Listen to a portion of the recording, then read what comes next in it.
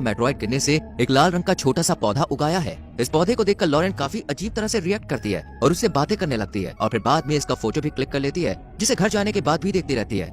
Lauren घर पर meteoroid के बारे में और डिटेल्स निकालती है और तभी उसे एक रशियन लेडी का इंटरव्यू मिलता है, जिसमें ये लेडी बताती है कि कुछ समय पहले यहाँ भी मेट्रॉइड गिरा था, जिससे केमिकल रिलीज हुआ और जिस जगह मेट्रॉइड गिरा था ना, वहाँ पर एक पौधा भी उगाया था, लेकिन रशिया ने इसे जल्द ही खत्म कर दिया। जिसके बाद इस शहर के खतरनाक वातावरण को देखते हुए उस शहर को सील कर दिया गया ताकि कोई भी यहाँ की जहरीली हवा के चलते मारा ना जाए। साथ ही रशियन पुलिस ने इस इंटरव्यू देने वाली लेडी की भी गोली मार के हत्या कर दी, जिससे कोई भी इस लेडी से कुछ भी सवाल जवाब ना कर सके। ये सब देखकर यूएस आर्मी को लगता है कि रशियन आर्मी हमसे कुछ छुपा रही है। इसके बाद हम 2 यूएस डॉक्टर्स को देखते हैं जो कि एक लाश का पोस्टमार्टम कर रहे थे। ये शख्स भी मेट्रॉइड की जहरीली गैस की वजह से मारा गया था। अब डॉक्टर्स उसके शरीर पर एक कट लगाते हैं, जिससे इसकी बॉडी से लाल की जगह काला खून निकलना शुरू हो जाता है। डॉक्टर को लगता है कि ये पॉइजनस गैस की वजह से हुआ है, लेकिन कुछ देर बाद ये ब्लड इसके शरीर में वापस चला जाता है और जो कट का निशान था वो भी भर जाता है। और फिर ये मरा हुआ शख्स आंखें खोलता है और उठकर बेड पर बैठ जाता है। ये सब देखकर डॉक्टर्स की आंखें तो खुली की खुली रह जाती हैं। वहीं लैब के बाहर लॉरेन के साथ मौजूद सभी लोग इस मरे हुए शख्स को देखकर काफी ज्यादा खौफजदा हो जाते हैं, लेकिन डॉक्टर्स हिम्मत जुटाते हैं और इससे बात करने की कोशिश करते हैं, लेकिन ये शख्स कोई भी रिएक्शन नहीं देता।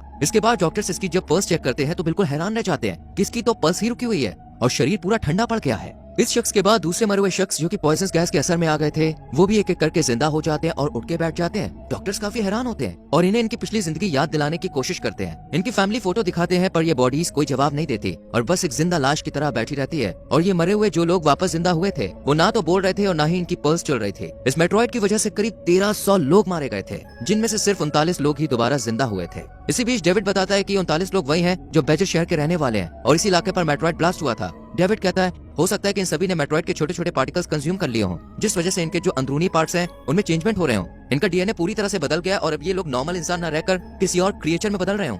लेकिन अब किसी को कुछ भी समझ में नहीं आता कि ये सब क्या हो रहा है। इसी बीच लॉरेन अपने टीम लीडर के पास जाती है और उसे बताती है ठीक इसी तरह से रशिया में भी मेट्रॉइड गिरा था, वहाँ के भी ऐसे ही हालात बदल गए थे। जाहिर है कि इन सब के बारे में रशिया अच्छे से जानता होगा, लेकिन रॉजर लॉरेन की बातों को सीरियसली नहीं लेता और उसे नजरअंदाज कर देता है। अब जिंदा हुए लोगों का कंक्लूजन निकालने के लिए खास मीटिंग रखी जाती है। यहाँ इन लोगों पर की गई स्टडी के मुताबिक बताया जाता है कि भले ही वो जिंदा हो गए हों, लेकिन उनका दिल काम नहीं कर रहा है। इसी तरह उनका दिमाग भी पूरी तरह से बंद पड़ा है, लेकिन हाँ डीएनए में चेंज हो रहे हैं। ये सब सुनकर यहाँ बैठे सभी लोग काफी परेशान हो जाते हैं। भला कोई इंसान बिना हार्ट बीट के कैसे जिंदा हो सकता है। कुछ लोग कहते हैं हमें इन लोगों को अभी मार देना चाहिए ताकि आगे चलकर हम इंसानों के लिए कोई खतरा ना बने। यहाँ मौजूद लॉरेन भी ये सब बातें सुन रही थी और वो सामने आकर सबको बताती है ठीक ऐसी ही घटना रशिया में भी हुई थी, जो कि काफी दर्दनाक थी। हमें आगे आने वाले मुश्किल वक्त के लिए खुद को मजबूत बना लेना चाहिए। इसी बीच लॉरेन अपने पास्ट में चली जाती है और अपने डैड को देखती है और यहाँ पे हमें पता चलता है कि एक दिन लॉरेन के फादर उसे लेकर एक मिस्टीरियस प्लेस पर गए थे, जहाँ के बारे में किसी को भी बताने के लिए उसके फादर ने मना कर दिया था और लॉरेन ने भी इस जगह के बारे में किसी को नहीं बताया। फिर मीटिंग खत्म होती है और लॉरेन उसी रूम में जाती है जहाँ सभी लोग मरे हुए दोबारा जिंदा हुए थे।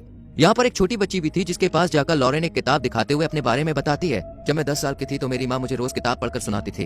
अभी लॉरेन बता ही रही थी कि इतने में ही डेविड उसे कॉल कर देता है, लेकिन लॉरेन इसे रिसीव करने के बजाय कट कर देती है और हम इसकी मोबाइल स्क्रीन पर उसी पौधे का फोटो देखते हैं जो कि मेट्रॉइड की वजह से उगा था। जैसे ये बच्ची इस पौधे को देखती है तुरंत ही लॉरेन का हाथ पकड़ लेती है, जिससे लॉरेन काफी डर जाती है और जल्दी से बाहर आकर रोजर को इस पौधे के बारे में बताती है कि वो मेट्रॉइड वाली जगह पर देखा गया था। इन लोगों की गर्दन नॉर्थ की तरफ थी। ये देख डेविड कहता है इसी दिशा में बेजर शहर है जहाँ पर ये रहा करते थे और यहीं पर मेटेरॉइड गिरा था। कहीं इन सबका आपस में कोई कनेक्शन तो नहीं है। थोड़ी देर बाद इन सबको न्यूज से पता चलता है कि ये छोटा सा पौधा 2 दिन में बहुत बड़ा हो गया है। ये सुनकर इन्हें लगता है कि 2 दिन पहले मेट्रॉइड नहीं बल्कि एलियंस ने ही इस पौधे का बीज फेंका होगा। इस पौधे की रिसर्च के लिए लॉरेन और डेविड के साथ एक मरे हुए वापस से जिंदा इंसान को भेजा जाता है। जैसे ये शख्स इस पौधे के पास जाता है तो इसकी आंखें नीली हो जाती हैं और साथ ही ये कुछ अजीब सी हरकतें भी करने लगता है और कहता है कि मैं तुम लोग के साथ वापस नहीं जा सकता हूँ, क्योंकि अगर मैं नॉर्मल वातावरण में गया तो मैं मर जाऊंगा। इसलिए ये लोग इस शख्स को यहीं छोड़कर वापस सेंटर में आ जाते हैं। एक इंटरव्यू में लॉरेन बताती है जो भी इंसान उस पौधे के टॉक्सिक वातावरण में जाता है वो मर जाता है, लेकिन जब मरकर वापस से जिंदा हुए लोग उसके पास गए तो वो न सिर्फ मूवमेंट करने लगे बल्कि वो उस टॉक्सिक वातावरण में आराम से रहने भी लगे। यानी इन लोगों को उस एनवायरनमेंट से कोई खतरा नहीं है। इसके बाद लॉरेन के फादर उससे मिलने आते हैं और पुरानी बातें याद करते हुए कहते हैं तुमने अपने 8th बर्थडे पर मुझसे साइंस लैब मांगी थी और मैंने कमरा तुम्हें ही दे दिया था, जहाँ तुम साइंस एक्सपेरिमेंट यूनिवर्स में इतनी खोई रहती थी कि तुम्हें इस दुनिया का कुछ पता ही नहीं रहता था और इसीलिए तुम्हारी माँ भी तुम्हारे लिए परेशान रहती थी और आखिर में उनकी डेथ हो गई थी। ये सुनकर लॉरेन काफी उदास हो जाती है और इसके फादर यहाँ से चले जाते हैं। इसके बाद लॉरेन उसी पौधे के पास बैठे शख्स के पास जाकर उससे बात करती है।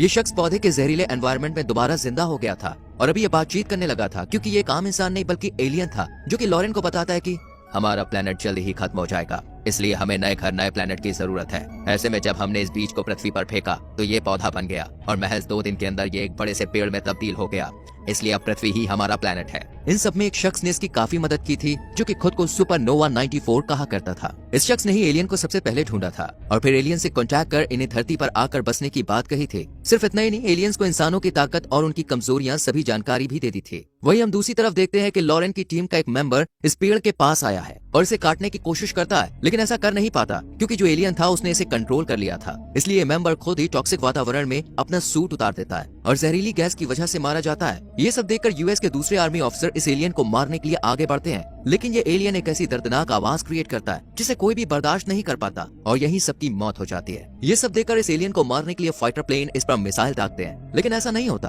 क्योंकि इस पेड़ ने अपने चारों तरफ एक सुरक्षा कवच बना लिया था, जिससे मिसाइल इस एलियन तक पहुंच ही नहीं पाती है। इसी बीच इस पेड़ से काला धुआं रिलीज होता है जो कि धरती पर फैल जाता है। जो भी इंसान इसके संपर्क में आता है वो मारा जाता है। ये धुआं दोस्तों इतना खतरनाक था कि पेड़ पौधे सभी बेजान हो जाते हैं, फसलें खराब होने लगती हैं, धीरे धीरे सब कुछ तबाह और बर्बाद हो रहा था। ये देखकर लोग काफी घबरा जाते हैं कि दुनिया खत्म होने वाली है और इसे बचाने के लिए अपने अपने भगवान से प्रेयर करते हैं। इसी बीच लॉरेन अपने पुराने घर में जाती है और यहाँ अपने आप से बातें करती है और फिर यहाँ से चली जाती है। जहाँ सब लोग इतने परेशान थे वहीं लॉरेन को काफी रिलैक्स फील हो रहा था, जैसे वो इस सबसे काफी खुश हो। इसके बाद लॉरेन एलियन के पास जाती है, जहाँ एलियन बताता है कि तुमने ही हमारी मदद की है, तुमने शुरू से ही उस पौधे को जिंदा रखा, उसे खत्म होने से बचाया, वरना आज हम अपने मकसद में कामयाब ना हो पाते। इसके बाद एलियन लॉरेन का हाथ पकड़ता है और उसे उसका बचपन याद दिलाता है, जहाँ पर हम देखते हैं कि लॉरेन अपने फादर के साथ जिस खुफिया जगह पे गई थी वो एरिया 51 ही था, जहाँ पर एक एलियन को पकड़ के रखा गया था। यहाँ लॉरेन ने इस एलियन को छुआ था, जिसके बाद से उसके शरीर में डीएनए में बदलाव होने लगा था। इसके बाद से ही लॉरेन को साइंस में काफी इंटरेस्ट आने लगा था और सिर्फ 8 साल की उम्र में उसने एक रॉकेट डिजाइन कर लिया था। लॉरेन दूसरे बच्चों से काफी अलग थी। ये स्कूल में सबसे कहती कि मैं एलियन हूँ और अपने घर जाना चाहती हूँ, यानी कि लॉरेन एलियन का प्लेनेट पर जाना चाहती थी। यहाँ पर सबसे बड़ा खुलासा होता है कि सुपरनोवा 94 जो शख्स था वो भी लॉरेन ही थी, जिसने एलियन की मदद की थी। इसी नाम को बताकर वो एलियन से कांटेक्ट करती थी और रॉकेट भी इसीलिए बनाना चाहती थी ताकि वो एलियंस के प्लेनेट पर जाकर उनके साथ रह सके। इन सबको देखते हुए लॉरेन की माँ ने उसे ये सब करने से मना कर दिया था, जिस वजह से लॉरेन ने अपनी ही माँ को मार दिया। ये एलियन जब लॉरेन का मास्क उतारता है तो लॉरेन इस टॉक्सिक वातावरण में भी आसानी से रह पाती है। धीरे धीरे इंसान खत्म हो जाते हैं और ये एलियन अंडे की तरह की कुछ चीजें हर जगह फैला देते हैं, जिनके ब्लास्ट के बाद एक काला धुआं निकलता है जो कि इंसानों को मौत के घाट उतार देता है। अब धरती पर एलियन ही थे और लॉरेन को भी लग रहा था कि अब वो अपने घर पर है। दरअसल जब बचपन में लॉरेन ने एलियन को टच किया तो उसका डीएनए बदलने लगा और वो भी एक एलियन में बदल गए। इसलिए उसने एलियंस को धरती पर आकर अपने साथ बसने के लिए कहा और अब वो खुशी खुशी इन एलियंस के साथ रहती है और मूवी